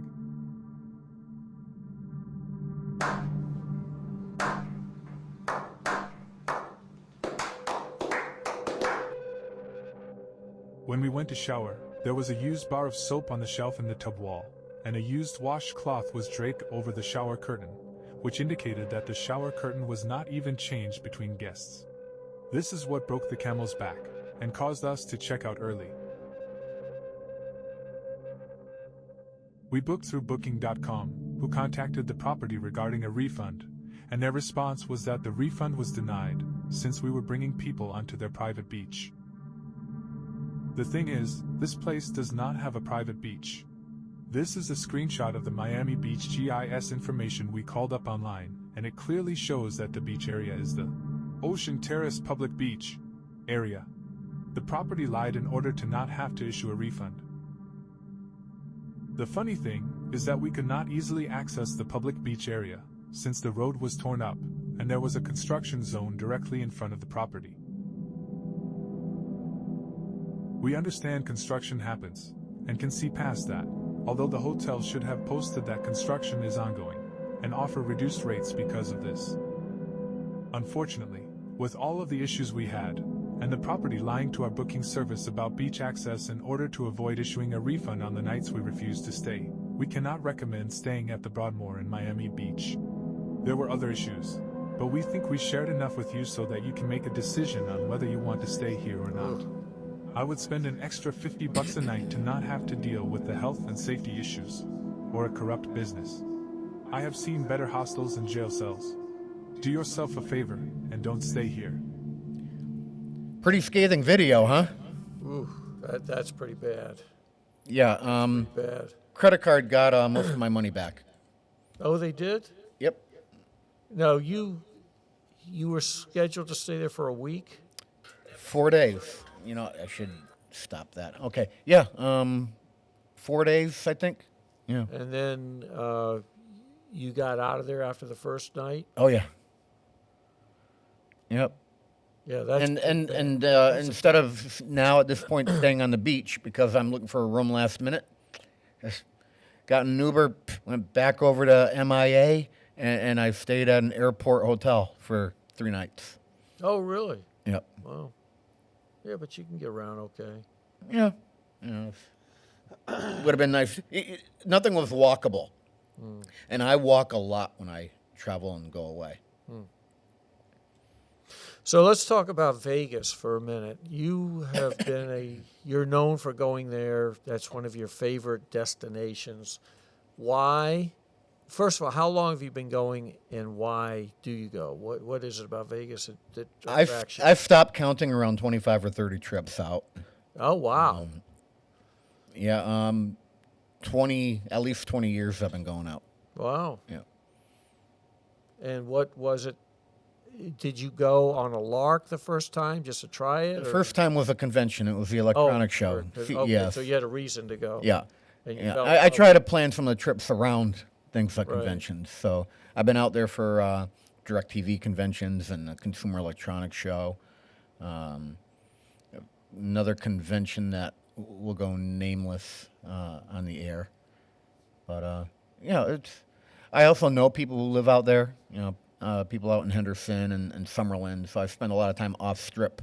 I just stay on strip because I know how to game the system, pardon the pun. And basically, I was able to secure myself a Caesar's Diamond card. And that gets me, in 2 months, I'm staying there again. Actually, at the Flamingo this time around, $18 a night, no resort fee. $18 and that's a night? the center of the strip across from Bellagio. Oh my gosh. Yeah.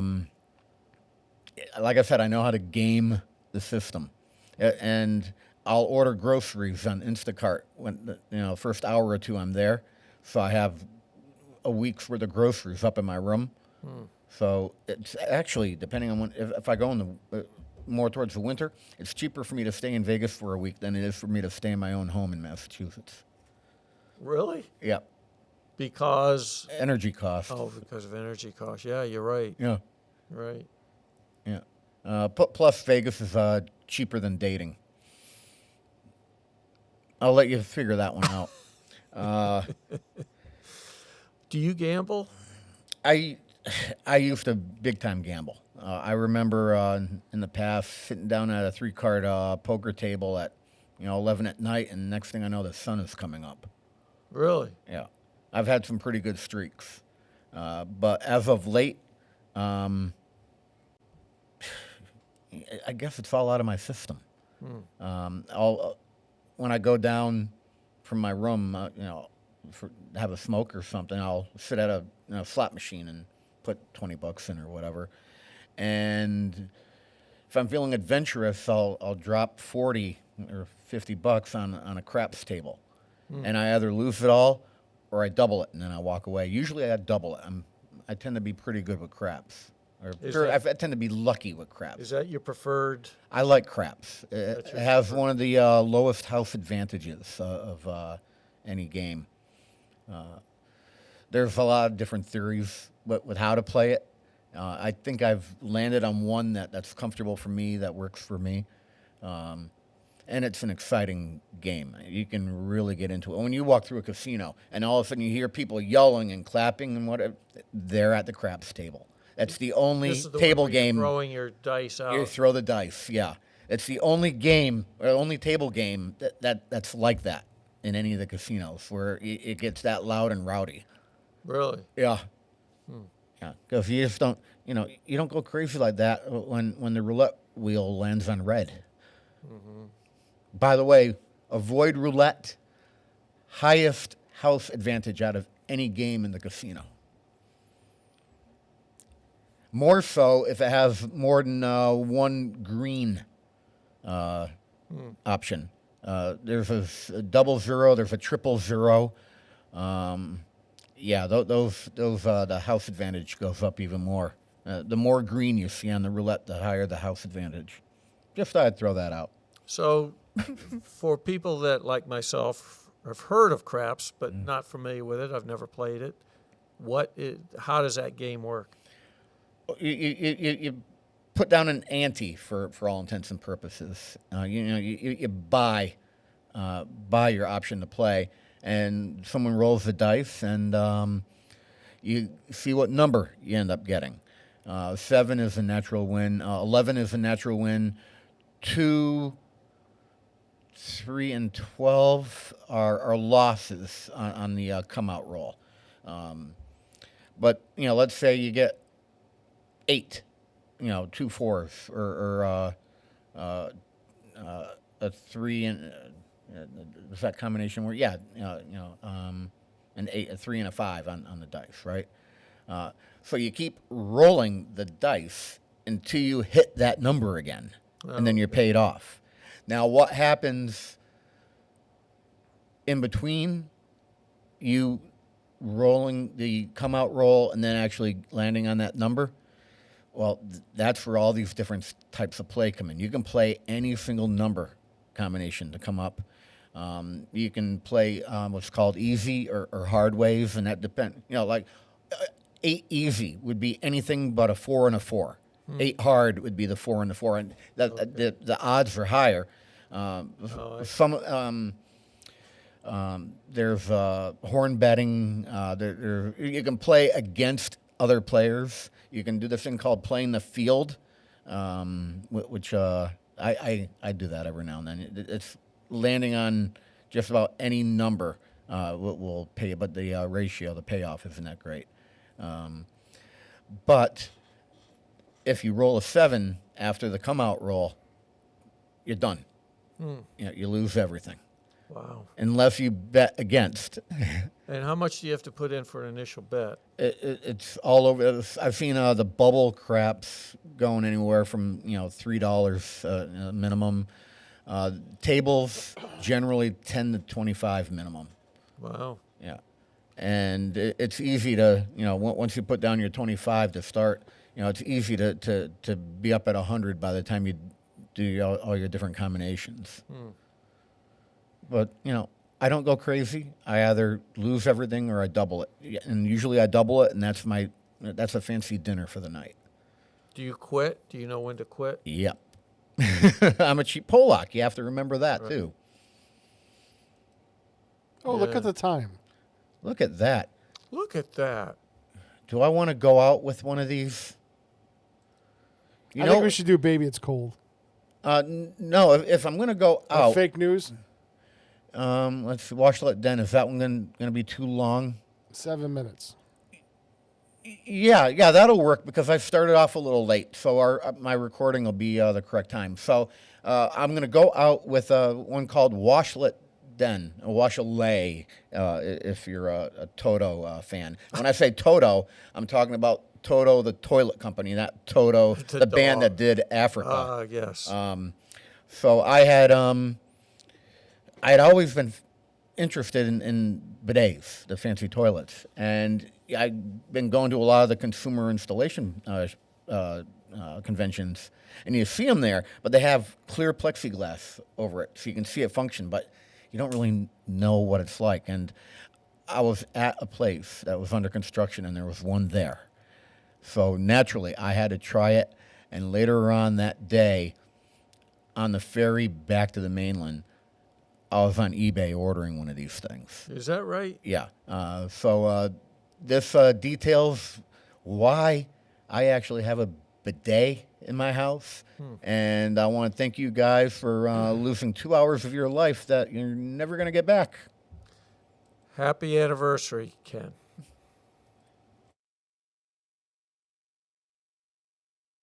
The views expressed by the host during his monologue are those solely of his own, not those of Westfield State University, the radio club, our underwriters, or Jay, who just won't stop talking. What do you mean? And now... Oh boy. You know what, Pete? What's going on, Kenneth? Buying that Cadillac last year was just the beginning. You get a taste of the finer things in life, and you want them for yourself. Take, for instance, those fancy Japanese toilet seats.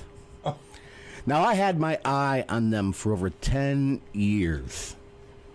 I've seen them at many conventions. The Custom Electronics Design and Installation Association Convention, known as CEDIA. The Consumer Electronics Show, known as CES, the big one over in Vegas. You see them running in demo mode with plexiglass over the seat so you can see them operate.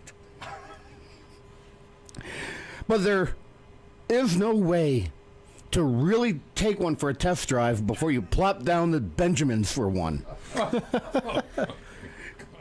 These things are not cheap. Even the basic ones can creep up to the $400 mark.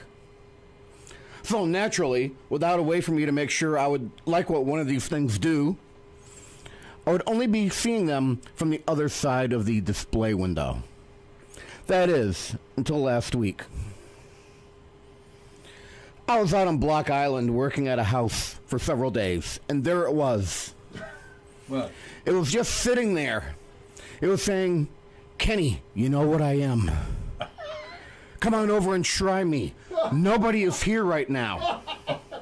No. I had one in the chamber, so I did. Oh.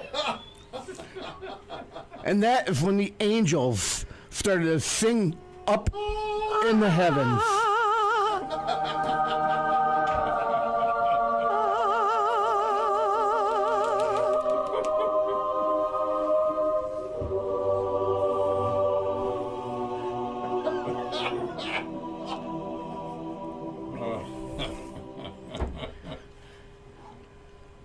Do you know how a warm toilet seat feels really great, but you never know who was there to cause all that? Well, these can be warm all the time. Now, I have to be a little tactful here. A little? One of the major functions of these is that it acts as a bidet. Right. Over 70% of Japanese homes use a bidet, and they are also extremely common in Europe. After launching my torpedo, I went ahead and hit the rear button. I knew what was going to happen, but had no idea what to expect. It took about 5 seconds to get used to it. After a thorough cleanse, I hit the dryer button. 20 seconds later, I was clean as a whistle. Oh, my. And that night, I was on eBay while I was still on the island looking to order one ASAFP. Oh. There are other beneficial things that these seats do as well. There is a sensor on the seat, and when you sit down on it, the unit will mist the bowl. The only decent way to explain why is so that material won't stick to the otherwise dry bowl. The function helps keep your bowl clean. Yeah. There's a fan that sucks all the stink through a carbon filter when you stand up. Oh, hey, you don't need poopery. But here's a cherry on top of the sundae. And for a cheap Pollock like me, it is great. You no longer need to worry about having toilet paper. What? I hate spending money on paper that I'm just going to use to wipe my ass and then flush it down the drain. So overall, this device will save you money and help save the trees. Call me strange. Too late. Call me demented. But what is good enough for millionaires is good enough for me. The thing is, a few people I know tried mine out. Now they need to have one. The Toto electronic toilet seats are just one of those things that you use it once and there's no turning back. I'm not ashamed to get behind this mic and tell everyone I now have a bidet that shoots water up my no-no place. It is healthier, more gentle than the sandpaper they pawn off as toilet paper nowadays. You know, I'd like to think I might have talked about Stranger Things during my 170 or so monologues. Not exactly. This is up there. Yeah, really. Pardon the pun. But seriously, okay? There are even children's books out there that are called Everybody Poos. Yeah. We all do. It's natural, okay? It's part of our daily lives. Why not take a dump in style? Why even be concerned about a finger slipping? Well, one of these, you can save water and soap by not washing your hands. There's no need to. Mr. Toto takes all the gross and disgusting stuff away. And ladies, there's a front setting as well. So you can rinse and dry and get on with your life. No more abrasive tissue on your hoo-has. You don't, it's not worth it. They hook up in about half an hour, unless you're like me and had stripped threads on your filler tube. I had to put a new one of those in, $15. It took me an hour to figure out why I was getting a leak on the supply line when I put everything back together. But now I enjoy a little bit of luxury whenever I need to make a deposit to the Westfield Wastewater Treatment Plant.